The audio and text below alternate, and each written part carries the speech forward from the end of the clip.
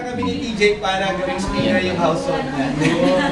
So, yung speaker natin tonight has been in the community for 13 years. Yung tell you na lang ano yung 13 years na yun. And of course, bago natin siya pakilala muna natin totoong hari ng bahay nila. It's his wife, si Mitch, bona fide CFC community member. And start siya yung wife, si Mitch, since 1993 as kids for Christ. So, kids, 12 years old, yan ang kids.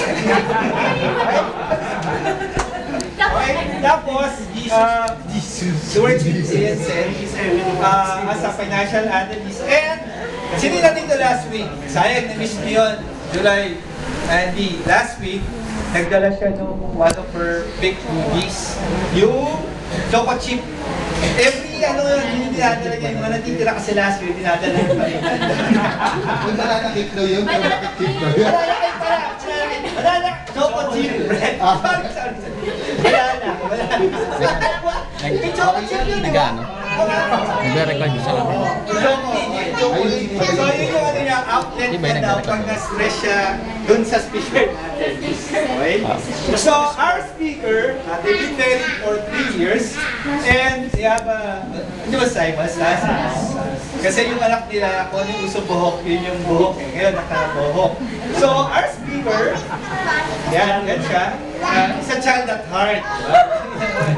So, actually, once you know the guy, he's really full of energy.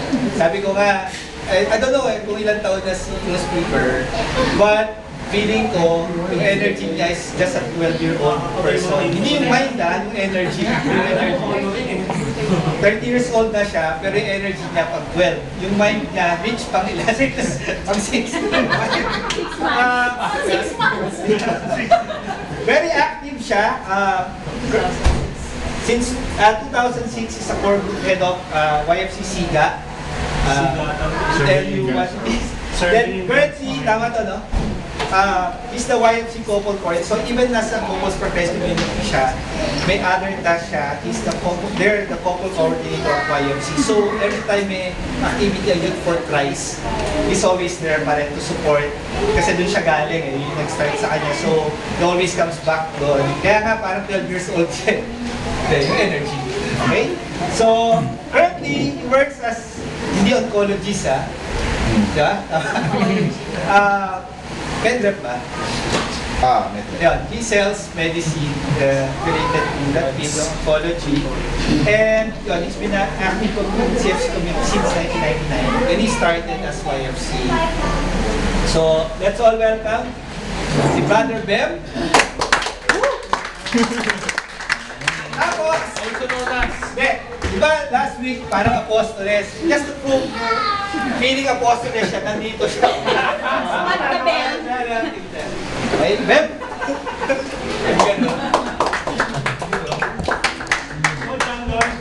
Good evening, brothers and sisters. Ay, dapat laksa ko pala, no? Ito nga pala yung wife ko, yung first and last. So, yung may middle pa. Anyway, ito dito, nagtatanong ako kay Brother June, tapos sabi ko dapat pala, naghanda ako ng mabuti. Tapos, sabi ko, Lord, bakit kaya ako yung pinili mo dito, sa talk na to? Sabi ko ang layo ko sa pamilya ko, kasi nga, nasayin ako sa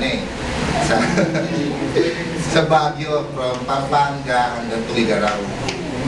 Kasi taga PGH area talaga ako. Syempre, nagpunyon-punyon ako, gano'n. Sabi sa akin ako pa niya, nalayo ako sa family ko. Pero okay lang naman, nag-i-enjoy ako doon. Kasi feeling ko binata ako din. Pero okay lang kay wife yun. Joke lang. So yung talk natin, kaunti lang naman to So, hindi masyado mahaba. Joke lang yun. Sila sa mga joke. Utang mo yata. Okay. Ay, ma'am, ka ba? So, may nung unang ko dito, yung last CLP, meron akong ako yung isa sa mga facilitator. Tinanong ako nung tinanong ko si Obet, bro, kamusta? Sabi niya, bakit ka nagtutuloy sa pagiging CFC? Tapos ang sagot niya sa akin, bro, kasi pag nagkaanak ako, kasi syempre, galing na siya sa YFC tapos nag-SFC na, kasi gusto niya daw mas ma-enhance pa yung pagkakilala niya kay Cristo.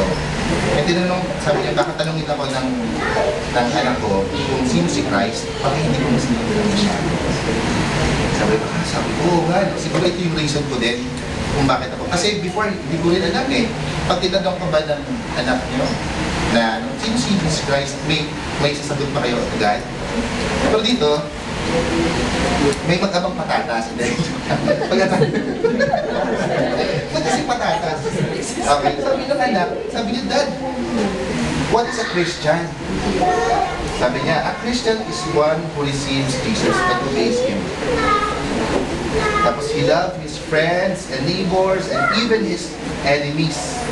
He prays often, is kind, gentle, holy, more interested in going to heaven than in all earthly riches.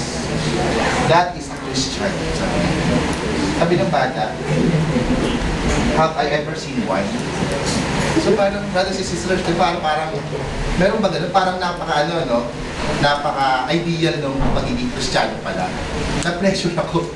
Sabi ko, Lord, ano ba ako? Ito ba ako?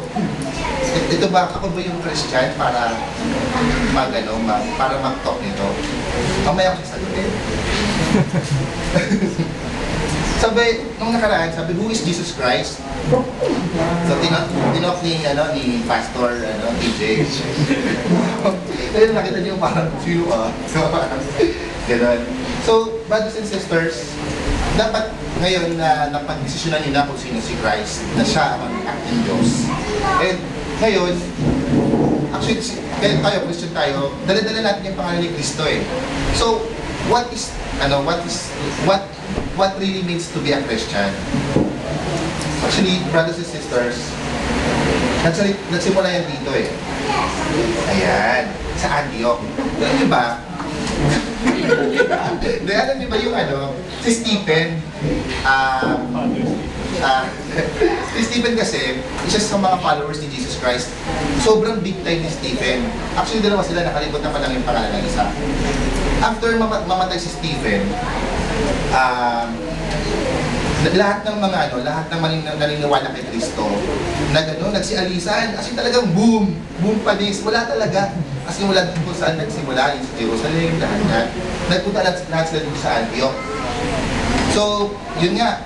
Tapos, yung mga ibang meron silang isang pang disciple, pangalang Barnabas. Kami basahin niya natin. Hinanap niya kasi after namatay si Stephen, si St. Paul, isa sa mga prosecute kay Stephen. Anong version mo?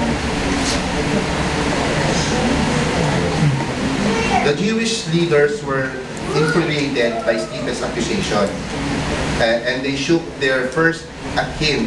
But Stephen, full of the Holy Spirit, actually, nahuli kasi Stephen ito ito yung papatay na siya. Sobrang sagat niya, may tatlong Jew na nakalaya, tapos sina-challenge siya to act regarding kay Jesus Christ, kay God, hindi manalo.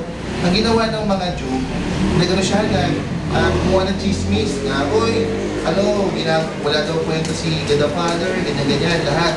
So, kinulong si Stephen. Tapos, parang nilitis siya. Habang siyang nililitis si Stephen, gumikinang siya. Kasi yung Holy Spirit nasa kanya. Kasi ito yung kwento na parang, kasi papatay na siya The Jewish leaders were infuriated by Stephen's accusation. Kasi sabi nila sa mga na hindi nyo sinusunod yung totoong yung doctrine ng Bible. So nais yung mga leaders dati. But Stephen, full of the Holy Spirit, gazed steadily into heaven and saw the glory of God, and saw Jesus standing in the place of honor of God's right hand.